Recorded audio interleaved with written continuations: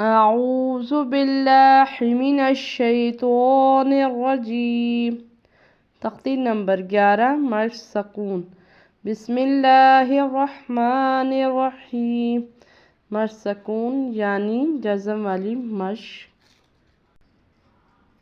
آج ہم اس تختی کا 11th ورڈ یا 11واں لفظ پڑھیں گے۔ سب سے پہلے جزم کیا ہے؟ جزم اس کی علامت یہ ہوتی ہے، جزم والے حرف کو کتنی بار پڑھا جاتا ہے؟ تو جزم والے حرف کو ایک بار پڑھا جاتا ہے، پچھلے والے حرف کے ساتھ ملا کر یا جوڑ کر۔ دوسرا رول جو اس تختی میں استعمال یا اس لفظ میں استعمال ہو رہا ہے وہ یہ کہ حروف قلقلہ 5 ہوتے ہیں، با، جیم، دال، تو، قاف۔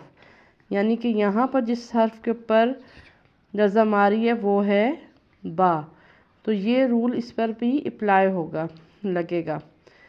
جب حروف قلقلہ ساکن ہوں یعنی اس پہ جزم ہو تب ان کو قلقلہ کیا جاتا ہے۔ قلقلہ کرنے کا مطلب ہے اس کو ہلا کر پڑھنا یا تھوڑی سی جنبش دے کے پڑھنا۔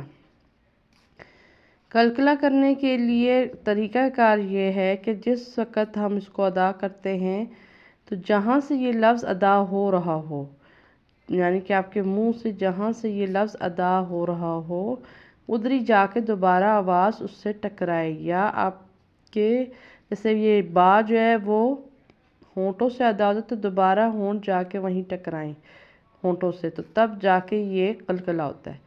جیسے ہا پڑی زبر با ساکن حب، لام دو پیش لن حب لن، جو ہم نے حب کیا یعنی ہونٹ 2 دفعہ ٹکرائیں، یہ ہم نے یہاں پر قلقلہ کیا ہے۔ ہا کے تلفظ کا خیال کرنا ہے کہ یہ ہا نہ لگے بلکہ یہ حلق سے ادا کیا جانے والا یا بڑا ہا بھی سے کہتے ہیں کچھ لوگ، تو اس کو صحیح تلفظ کے ساتھ دہرایا جائے، پڑھا جائے۔ حب لام 2 پیش لن حب لن، آسان لفظ ہے، بس یہ 2 رولز کا خیال کرنا ہے۔ پریکٹس کریں، انشاءاللہ جلد آپ کو آ جائے گا۔ اللہ حافظ۔